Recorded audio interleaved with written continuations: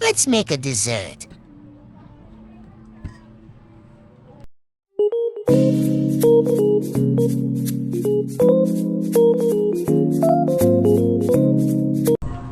Hey guys, let's make a simple dessert plus low budget using the four main ingredients, which is mango, gulaman or jelly, condensed milk, and sugar. First things first is niloto ko muna yung gulaman with water. So according to, just follow the instruction in the packaging. So, konti lang yung nilagay kong water para mas madali daw tumigas yung gulaman, and since dalawa lang kaming kakain, so hindi ko na dinamihan masyado. So nag-add lang din ako ng sugar nito. Originally transparent yung color nito or colorless, since yung ginamit kong sugar is brown sugar kasi wala akong white sugar, kaya ganyan ang kulay.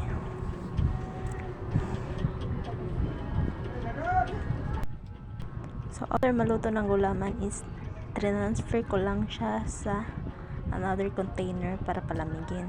So dalawang container yung pinaglagyan ko para madaling tumigas. Kasi pag isang container lang ang tagal tumigas lahat. So while waiting tumigas is nag-slice muna ako ng mango. So ito pala yung ginamit ko na brand ng gulaman, guys. Tinry ko kung tumigas na ba.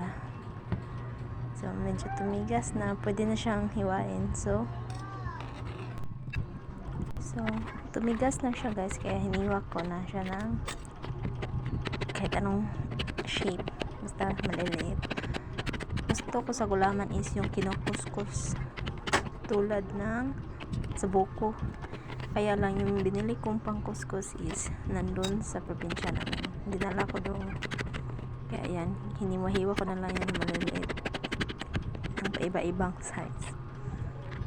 Mas maliit, mas masarap, tapos manunuot yung gatas doon sa pinakaloob. Pero syempre matamis na yan kasi nilagyan ko ng sugar yung gulaman.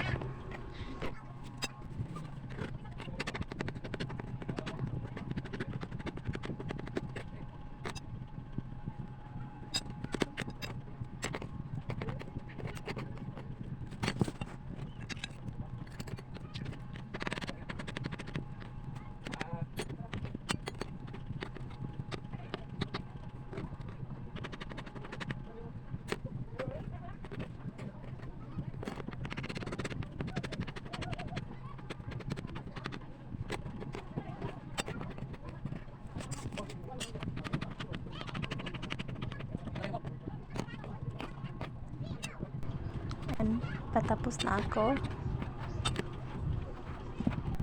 and add a condensed milk.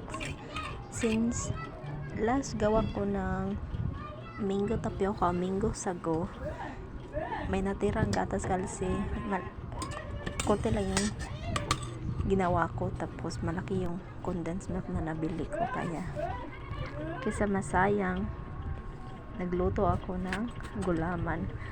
Tapos may natira pa din akong isang piraso ng mangga, kaya yun nilagay ko sa gulaman para mas sumarap. Yan, mix lang after. Originally mas maganda ko yung may sabaw nito, since wala na akong evaporated milk, so ayan lang.